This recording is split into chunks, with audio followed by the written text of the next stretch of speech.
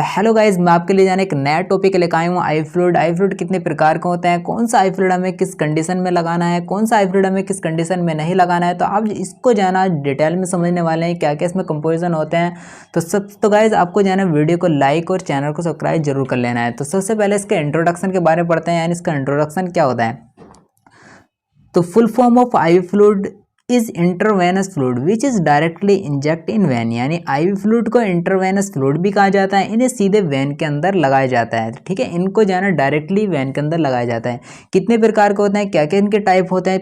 तो सबसे पहले नंबर पर आता है हमारा एनएस यानी नॉर्मल सलाइन। क्या होता है, कितने % एनएस होता है, क्या क्या इसमें पाया जाता है, कितना देना चाहिए, आगे जो है ना इसको डिस्कस करेंगे। तो ठीक है, सबसे पहले इसके टाइप्स को पढ़ लेते हैं। दूसरे नंबर पर आता है हमारा डीएनएस यानी डेक्स्ट्रो नॉर्मल सलाइन। तीसरे नंबर पर आता है आरएल रिंगर्स लैक्टेट सोल्यूशन। तो चौथे नंबर पर आता है D5 D10 D25 solution. Number 5 पर आता है मेनिटोल सोल्यूशन। तो जल्दी से आप इसका स्क्रीनशॉट ले लो, आगे जाना बढ़ते हैं।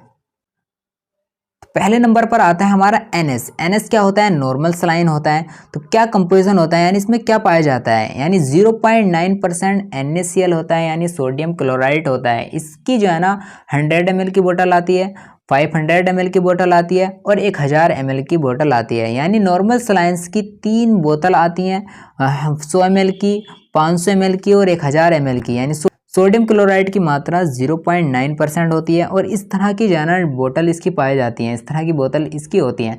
तो इसकी कंपोजिशन हमें ध्यान रखना है, यानी 0.9% NaCl होता है। तो इसका स्क्रीनशॉट ले लें, आगे बढ़ते हैं। यूज ऑफ नॉर्मल सलाइन यानी नॉर्मल सलाइन्स का इस्तेमाल किस कंडीशन में हम नॉर्मल सलाइन का इस्तेमाल कर सकते हैं। डिहाइड्रेशन में, यानी पानी की कमी होने पर, अगर किसी को लूज मौसम हो गया या हीटिंग स्ट्रॉन्ग हो गया, किसी कारण जहाँ उसके शरीर में पानी की कमी हो जाती है, तो इस कंडीशन में हम इसको दे सकते हैं। वुड वॉशिंग यानी घाव धोने के लिए, चोट लग जाने पर उसको धोने के लिए यानी इसको साफ करने के लिए हम इसका इस्तेमाल कर सकते हैं।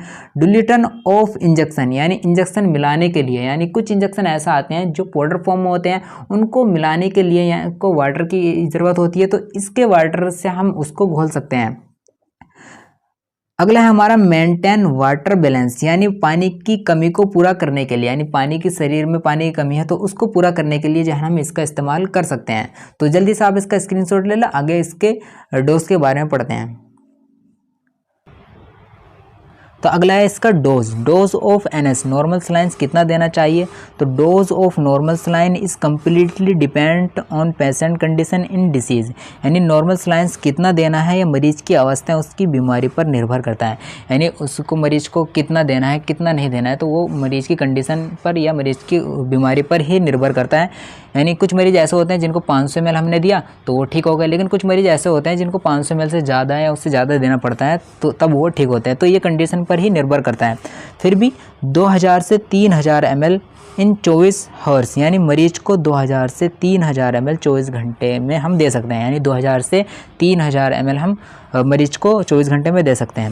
लेकिन नोट में हमें एक बात ध्यान रखनी है, यानी एक महत्वपूर्ण बात है, इसको हमें ध्यान रखना है लगाते टाइम। यदि किसी व्यक्ति को ब्लड प्रेशर की समस्या है तो नॉर्मल सलाइन नहीं देना चाहिए। यानी किसी व्यक्ति का क्या होता है, ब्लड प्रेशर बढ़ता है तो उसको नॉर्मल सलाइन नहीं देना है, क्योंकि इसमें 0.9% NaCl होता है, यानी नमक होता है। तो ये नमक जो है ना BP जिसका बढ़ता है उसको नुकसान देता है। तो हमें जो है ना नॉर्मल सलाइन नहीं देना है, जिसका BP बढ़ता है उसको नॉर्मल सलाइन नहीं देना है, ठीक है। यह बात हमें ध्यान रखनी है। तो इसका स्क्रीनशॉट ले लो, आगे बढ़ते हैं। अगला है हमारा DNS यानी डेक्स्ट्रो नॉर्मल सलाइन, यानी कंपोजिशन, यानी इसमें क्या पाया जाता है, इसमें 0.9% NaCl और 5 ग्राम डेक्स्ट्रो पाया जाता है, यानी शुगर, यानी इसमें 5 ग्राम क्या होती है, शुगर होती है और इसकी 500 ml की बोतल होती है। यानी इस बोतल में 0.9% NaCl और 5 ग्राम डेक्स्ट्रो होता है, यानी 0.9% NaCl तो हो गई, लेकिन उसमें क्या है 5 ग्राम डेक्स्ट्रोज मिला दिया, तो क्या हमारे बन गई, तो DNS बन गई। यानी इस तरह की DNS की बोतल आती है, ये हमें याद रखना है। इसमें 0.9% NaCl होता है और 5 ग्राम डेक्स्ट्रोज होता है, ठीक है।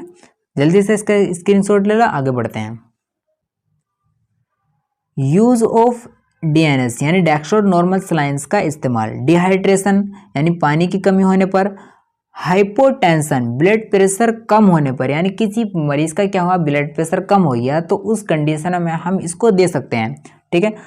टू ट्रैक्ट इंसुलिन शॉक, यानी किसी का इंसुलिन शॉक का मतलब होता है कि इंसुलिन बन ही नहीं रहा हो या बहुत कम बन रहा हो, तो इसको डीएनएस दे सकते हैं। यानी डीएनएस से क्या होगा, शुगर जाएगी शरीर में, पैनक्रिया रिएक्ट करेगा, तो इस कंडीशन में हम इसको दे सकते हैं।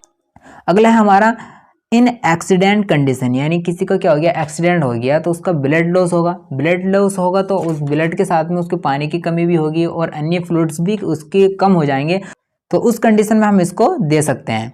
तो इसका स्क्रीनशॉट ले लो, आगे बढ़ते हैं।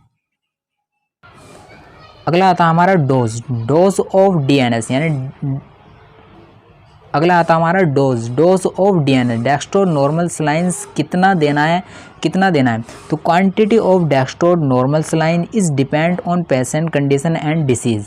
डेक्स्ट्रो नॉर्मल सलाइंस कितना देना है, मरीज की अवस्था उसकी बीमारी पर निर्भर करता है। यानी कितने उसको ग्लूकोज की ज़रूरत है, कितनी ग्लूकोज की ज़रूरत नहीं है, वो मरीज़ को देखने पर या उसकी कंडीशन देखने पर ही पता चलता है कि इसको कितनी ज़रूरत है। फिर भी 24 घंटे में हम इसको 24 घंटे में मरीज को 2500 से 3000 ml डेक्स्ट्रो नॉर्मल सलाइन दिया जाता है। यानी जो 2500 से 3000 ml हम 24 घंटे मरीज को दे सकते हैं। ठीक है, क्लियर हुआ? नोट, यानी एक बात हमें ध्यान रखना है, यानी डीएनएस लगाते टाइम एक बात हमें ध्यान रखना है, यानी शुगर के मरीज को डेक्स्ट्रो नॉर्मल सलाइन नहीं देना है।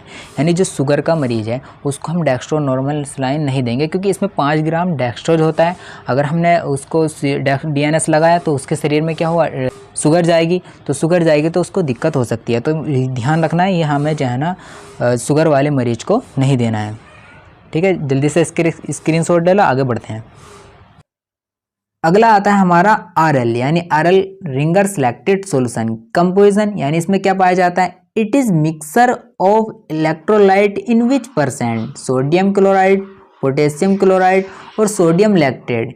यह इलेक्ट्रोलाइट का मिक्सर होता है, इसमें सोडियम क्लोराइड, पोटेशियम क्लोराइड और सोडियम लैक्टेट पाया जाता है। ठीक है, तो इसका स्क्रीनशॉट ले लो, आगे बढ़ते हैं।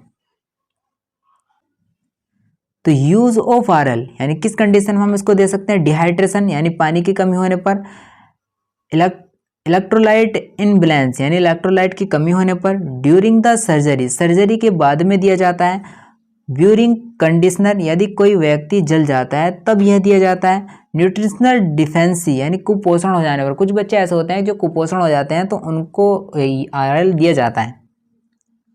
हाइपोटेंशन ब्लड प्रेशर कम होने पर, यानी किसी मरीज का क्या हो गया, ब्लड प्रेशर कम हो गया तो उसको ब्लड प्रेशर बढ़ाने के लिए हम आरएल दे सकते हैं। It is the suitable for diabetes patient, यानी कोई डायबिटीज़ पेशेंट है तो उस डायबिटीज़ पेशेंट को हम आरएल दे सकते हैं।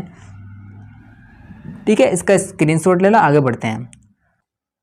Dose of RL Ringer selected कितना देना है, तो dose of RL is depend on patient condition and disease. Ringer selected solution कितना देना है यह मरीज की अवस्था है उसकी बीमारी पर निर्भर करता है, यानी कितने उसकी कंडीशन पर ही ये डिपेंड करता है। फिर भी इसको जो है ना 500 ml से 1000 ml 24 घंटे में हम दे सकते हैं, यानी 500 ml से 1000 ml 24 घंटे में दिया जाता है। ठीक है, इसका स्क्रीनशॉट ले लो, आगे बढ़ते हैं।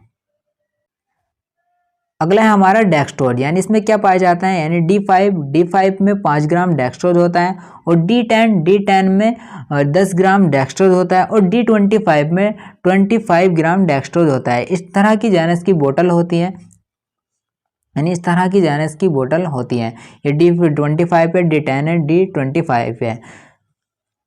अगर किसी मरीज की शुगर लेवल क्या हो गई, कम हो गई, तो उसकी हम D5 लगा सकते हैं। अगर उसकी ज़्यादा कम हो गई तो D10 लगा सकते हैं। अगर फिर भी ज़्यादा डाउन है तो हम D25 लगा सकते हैं। ठीक है, इसका स्क्रीनशॉट ले लो। तो यूज़ यानी डेक्स्ट्रोज का इस्तेमाल हम किस किस कंडीशन में कर सकते हैं, यानी एक तो हम डिहाइड्रेशन यानी पानी की कमी होने पर हम इसको दे सकते हैं। वीकनेस यानी अगर कमजोरी होने पर, यानी किसी मरीज को क्या है, कमजोरी है तो उस कंडीशन में हम इसको दे सकते हैं। डिसीज यानी चक्कर आने पर, अगर किसी मरीज को चक्कर आते हैं तो उस कंडीशन में हम इसको दे सकते हैं।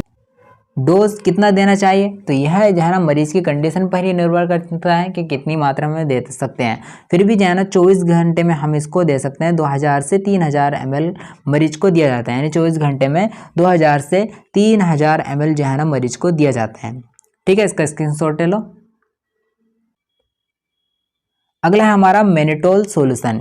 तो मैनिटोल सॉल्यूशन क्या होता है? This is the type of diuretic solution, it means it increase the value of urine. यह ड्यूरेटिक सॉल्यूशन होता है अर्थात यह यूरिन की मात्रा को बढ़ा देता है। यानी किसी मरीज के शरीर में क्या हुआ, पानी की मात्रा ज़्यादा हो गई, उसकी पानी की मात्रा को कम करने के लिए हम मैनिटोल्स का इस्तेमाल करते हैं। यानी अगर हमने मैनिटोल लगा दी तो उसको यूरिन आगा तो उसके शरीर से जो है ना पानी का लेवल जो है ना कम हो जाएगा। कंपोजिशन यानी इसमें क्या पाया जाता है, यानी 20 ग्राम मैनिटोल इन 100 ml, यानी 100 ml में 20 ग्राम मैनिटोल पाया जाता है। यानी जो 100 ml की जो बोतल होती है उसमें 20 ग्राम जो है ना मैनिटोल होता है।